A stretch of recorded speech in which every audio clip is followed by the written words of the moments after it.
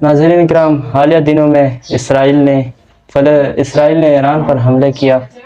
جس میں چند باتیں آپ کے سامنے اس حوالے سے رکھ دیتا ہوں۔ اسرائیل نے جمعے کے دن آپریشن رائزنگ لائن کے تحت اس ایران پر حملہ کی، جس میں فوجی اور جوہری اہداف کو نشانہ بنایا گیا۔ اس میں فوج کے بڑے سربراہ میں سے جنرل باقری اور پاسداران انقلاب کے بڑے بڑے کمانڈر بھی اس میں ہلاک ہوئے، جبکہ اہم جوہری کے سائنسدان جو تھے وہ بھی اس میں ہلاک ہوئے ہیں۔ تاہم وہاں کے وزیر اعظم سربراہ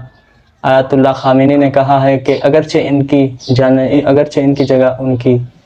دوسرے ساتھی جگہ سنبھال لیں گے، لیکن اس کی وجہ سے ان کو بہت سارا نقصان ہوا ہے۔ تاہم ایک طرف ہم اگر دیکھتے ہیں تو اسرائیل کی بات جب بھی آتے ہیں تو اس کے پشت میں امریکہ ساتھ ہوتے ہیں۔ تو اس حوالے سے ایران پر حملے کے بعد ڈونلڈ ٹرمپ نے فاکس نیوز سے بات کرتے ہوئے کہا کہ اگرچہ انہیں اسرائیل کی منصوبوں کا پتہ تھا، تاہم انہوں نے ایران پر حملہ کرنے میں کوئی کردار ادا نہیں کیا ہے۔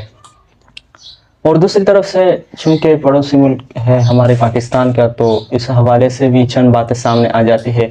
کہ اگر ایران نے کمزوری دکھائی تو شاید پاکستان میں بھی اس کی وجہ سے یہ اہداف کا نشانہ بن جائے اور کمزوری دکھانے پر شاید پاکستان کو ٹارگٹ کر دیا جائے۔ تاہم حالیہ دنوں میں ایک انٹرویو چونکہ سوشل میڈیا پر بہت وائرل ہوئی ہے، اس حوالے سے بھی بات کرتے ہیں کہ جس میں نتن یاہو نے کہا ہے کہ میری جو بنیادی اہداف ہیں وہ پاکستان اور ایران ہے، جو کہ یہ اسلامی ملک ہے، اور اسی وجہ سے چونکہ اسرائیل کو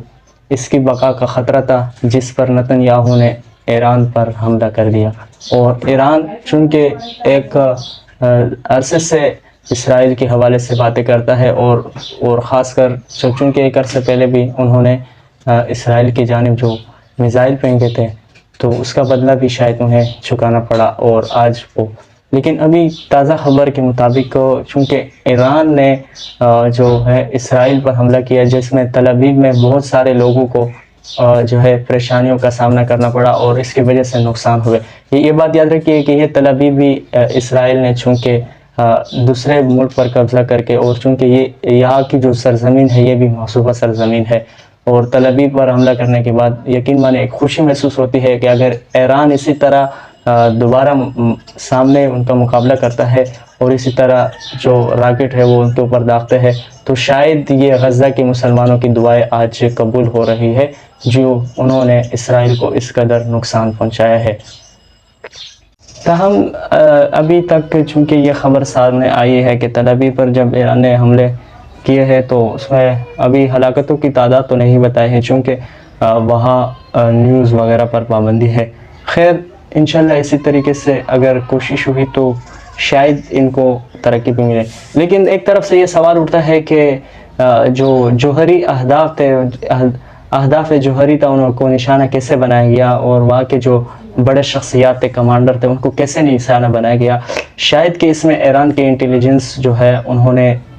رشوت کھائی ہو، اور سوشل میڈیا پر اس حوالے سے بھی بات کی جاتی ہے کہ شاید انہوں نے اس تھوڑے سی قیمت پر ان کو ان اہم شخصیات تک پہنچایا گیا ہے۔ تو یہ جوہری اہداف کی وجہ چونکہ اسرائیل کو اس وجہ سے اگر یہ ایٹمی طاقت بنتا تو اسرائیل کو اس سے بقا کی بہت زیادہ خطرہ تھا، چونکہ اس سے قبل صدام حسین بھی اس حوالے سے کافی کوشش کر چکے ہیں، اور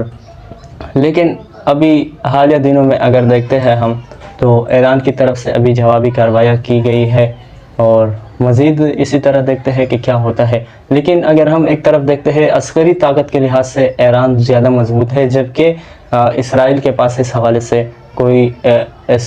عسکری طاقت محفوظ نہیں ہے، چونکہ اس کی جو عسکری طاقت ہے اس میں 70% لڑکیاں ہیں اور 30% مرد ہے، اور باقی ان کے پاس یہ ہے کہ ان کے پاس جدید ٹیکنالوجی ہے۔ اور یہاں تک کہ نتن یاہو نے ایک حالیہ دنوں میں ایک انٹرویو کی تھی،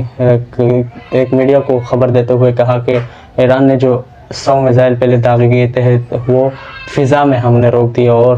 وہ اسرائیل تک نہ پہنچ سکے۔ خیر اسی طرح کی حالات ہے، اللہ رب العزت کرے کہ اسرائیل کا وجود صفحہ ہستی سے مٹ جائے، اس کی وجہ سے پورے امت مسلمہ کو اور اسلامی مملکت کو اور دیگر اسلامی ریاستیں ہیں ان کو بہت زیادہ خطرہ ہے، اور آج پوری دنیا میں یہ مسلمانوں کو لڑانے میں اس کا کردار ہے، اور مسلمانوں کی خون بہائی میں سب سے زیادہ کردار یہ ادا کر رہا ہے، اور اس کے پشت پناہی میں امریکہ ہے، اور وہ بھی اسی طرح کے کام کرتے ہیں۔ خیر